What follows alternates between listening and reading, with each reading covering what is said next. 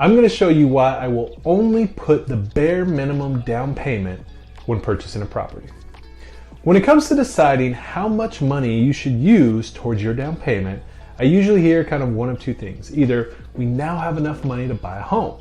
These are people traditionally in the 5 to 10% down payment range.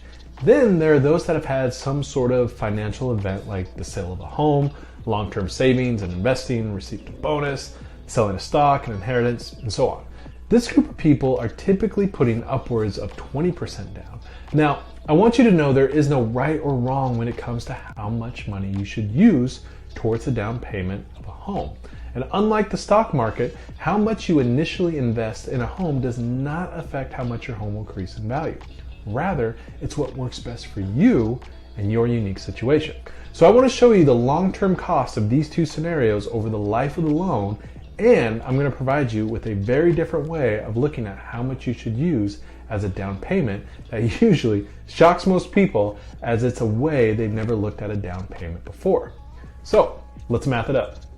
On the left-hand side, you'll see the breakdown of purchasing a home with 20% down, and on the right-hand side, you'll see the breakdown of purchasing a home with 5% down.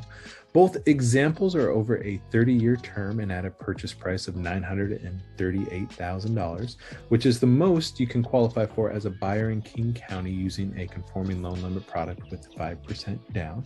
The difference in this example from 5% to 20% is $140,700. But in bringing more cash to the table up front for your down payment, there is quite a bit of savings that comes with that. This usually starts in the interest rate. So in today's market, in today's example, it'll save you about 0.25%, which then plays into your principal and interest monthly payment, saving you some money there. You also don't have to pay any sort of mortgage insurance if you put 20% or more down, but with most lenders, anything less than 20% down, you will have to pay some sort of mortgage insurance. Keep in mind, this does absolutely nothing for the buyer themselves and does protect the bank a little bit.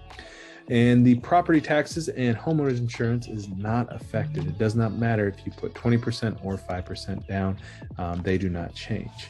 So when we add all of this up on a month-to-month basis in this example, you'll save about $1,100 per month. And over the course of 30 years, you will have a savings of $257,693.64.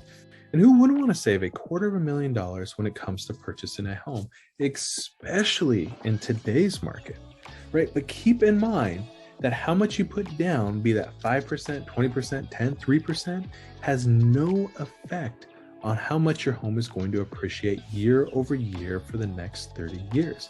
It's going to be exactly the same no matter what your down payment is. And so the way I love to think about this is, how do I maximize the return on my investment, on this initial investment, the down payment in this case? How do I get this money to produce the biggest return for me?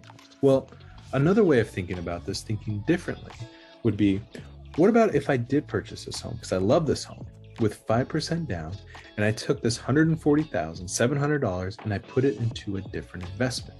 For me, it would probably be another real estate opportunity, but let's say you wanted to diversify a bit and put it into the stock market, right? So we put this initial deposit of just over $140,000. We make no contributions at all to it. We literally just let it sit there. Over 30 years at an average annual rate of return of 6%, which is pretty modest in today's market. This $140,700 will turn into $808,110 over the next 30 years, a significant return on investment. Now, had I kept the full 20% in the home to purchase the home, it would have ended up costing me over $500,000. This example is a very simple way of looking at the long-term costs of purchasing a home with a loan. There are other variables to consider. So for example, once the value of my property increases 25% over my purchase price, I do a cash out refinance to get rid of my mortgage insurance and pull out the money I used as my down payment in cash. So I essentially recouped my initial investment. I know there's a lot to think through in this video, but just know I'm available if you'd like to chat through your specific scenario and setting yourself up with a life with more freedom, flexibility, while creating generational wealth. I'm Nick Chambers with Chambers Northwest, the Windermere team. Thanks for watching.